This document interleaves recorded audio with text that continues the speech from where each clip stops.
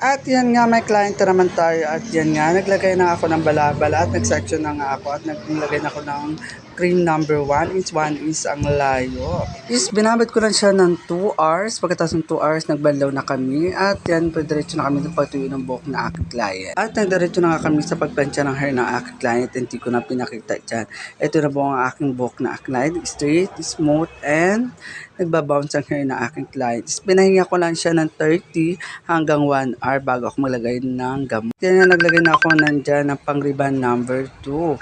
Is yan, hindi ko na pinakita, is binabad ko lang siya ng 30 minutes. Tapos ng 30 minutes is nagbalaw na kami at nandiyan po, nagdiretso na rin kami sa paglagay ng highlights.